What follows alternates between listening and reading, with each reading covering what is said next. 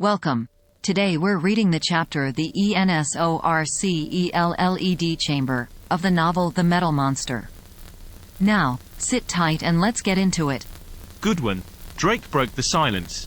Desperately he was striving to keep his fear out of his voice. Goodwin, this isn't the way to get out. We're going up farther away all the time from the gates. What can we do? My anxiety was no less than his, but my realization of our helplessness was complete. If we only knew how to talk to these things, he said. If we could only have let the disc know we wanted to get out, damn it, Goodwin, it would have helped us. Grotesque as the idea sounded, I felt that he spoke the truth. The Emperor meant no harm to us. In fact, in speeding us away, I was not at all sure that he had not deliberately wished us well. There was that about the Keeper. Still up, we sped along the shaft. I knew we must now be above the level of the valley. We've got to get back to Ruth. Goodwin Knight. And what may have happened to her? Drake, boy, I dropped into his own colloquialism, we're up against it. We can't help it. And remember, she's there in Norhala's home. I honestly don't believe, Dick, that there's any danger as long as she remains there. And Ventnor ties her fast. That's true, he said, more hopefully. That's true, and probably Norhala is with her by now. I don't doubt it, I said cheerfully. An idea came to me, I half believed it myself. And another thing, there's not an action here that's purposeless. We're being driven on by the command of that thing we call the Metal Emperor. It means us no harm. Maybe this is the way out.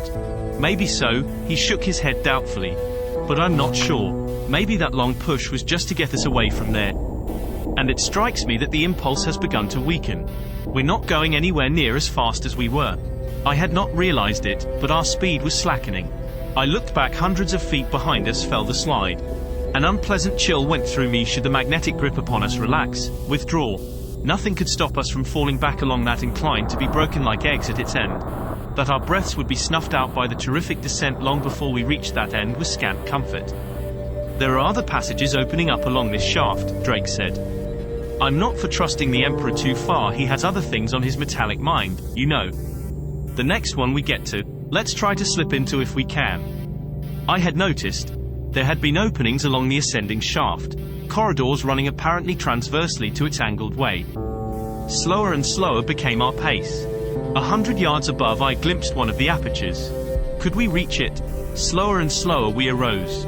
Now the gap was but a yard off, but we were motionless, were tottering. Drake's arms wrapped round me. With a tremendous effort he hurled me into the portal. I dropped at its edge, wreathed swiftly around, saw him slipping down, thrust my hands out to him. He caught them. There came a wrench that tortured my arm sockets as though racked. But he held. Slowly I wreathed back into the passage, dragging up his almost dead weight. His head appeared, his shoulders. There was a convulsion of the long body, and he lay before me. For a minute or two we lay, flat upon our backs, resting. I sat up. The passage was broad, silent, apparently as endless as that from which we had just escaped. Along it, above us, under us, the crystalline eyes were dim. It showed no sign of movement, yet had it done so there was nothing we could do save drop down the annihilating slant. Drake arose. I'm hungry, he said, and I'm thirsty. I move that we eat and drink and approximately be merry. He slung aside the haversack. From it we took food, from the canteens we drank. We did not talk. Each knew what the other was thinking. Infrequently, and thank the eternal law that some call God for that, come crises in which speech seems not only petty, but when against it the mind rebels as a nauseous thing. This was such a time. At last I drew myself to my feet. Let's be going, I said. The corridor stretched straight before us. Along it we paced. How far we walked I do not know. Mile upon mile, it seemed. It broadened abruptly into a vast hall. And this hall was filled with the metal hordes, was a gigantic workshop of them. In every shape, in every form, they seethed and toiled about it.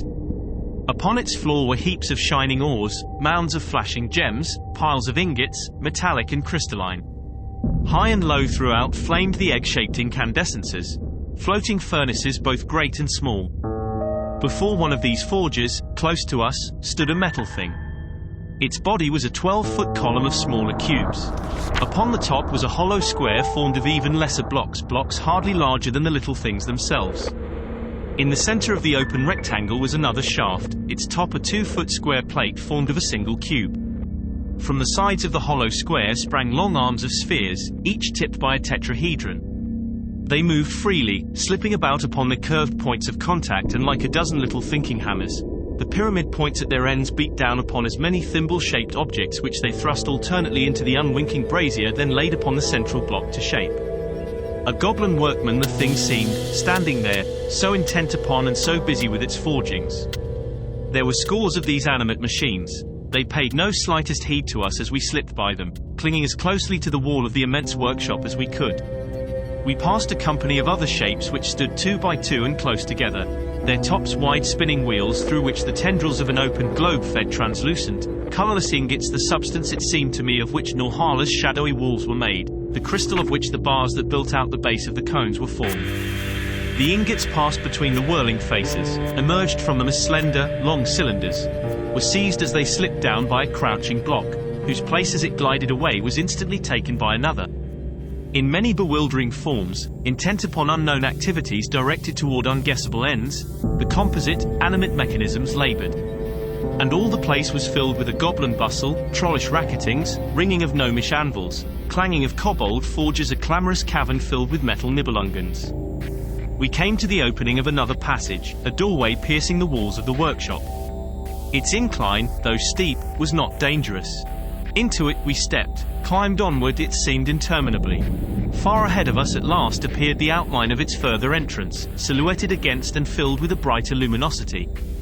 We drew near, stopped cautiously at its threshold, peering out. Well, it was that we had hesitated. Before us was open space, an abyss in the body of the metal monster.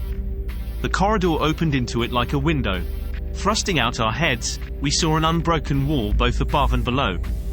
Half a mile away was its opposite side. Over this pit was a misty sky, and not more than 1,000 feet above and black against the heavens was the lip of it, the cornices of this chasm within the city.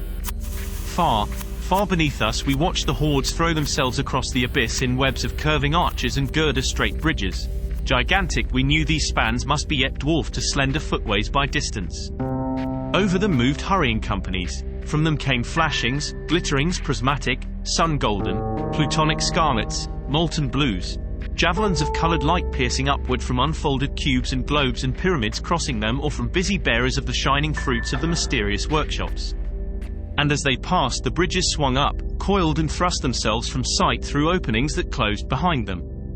Ever, as they passed, close on the going whipped out other spans, so that always across that abyss a sentient, shifting web was hung. We drew back, stared into each other's white face. Panic swept through me, in quick, alternate pulse of ice and fire. For crushingly, no longer to be denied, came certainty that we were lost within the mazes of this incredible city, lost in the body of the metal monster which that city was. There was a sick despair in my heart as we turned and slowly made our way back along the sloping corridor. 100 yards, perhaps, we had gone in silence before we stopped, gazing stupidly at an opening in the wall beside us. The portal had not been there when we had passed, of that I was certain. "It's opened since we went by," whispered Drake. We peered through it. The passage was narrow, its pave led downward. For a moment we hesitated, the same foreboding in both our minds. And yet among the perils that crowded in upon us, what choice had we?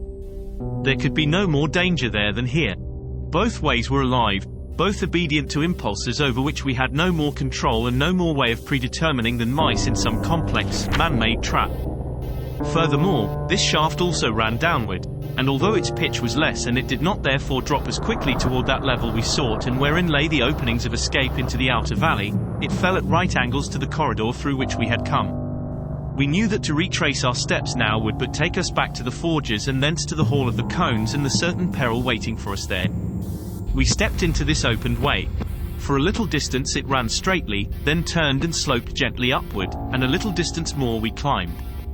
Then suddenly, not 100 yards from us, gushed out a flood of soft radiance, opalescent, filled with pearly glimmerings and rosy shadows of light.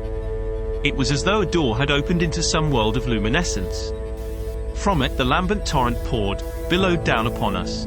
In its wake came music, if music, the mighty harmonies, the sonorous chords, the crystalline themes, and the linked chaplet of notes that were like spiralings of tiny golden star bells could be named.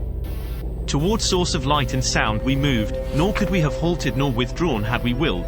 The radiance drew us to it as the sun the water drop, and irresistibly the sweet, unearthly music called. Closer we came, it was a narrow alcove from which sound and light poured into it. We crept and went no further.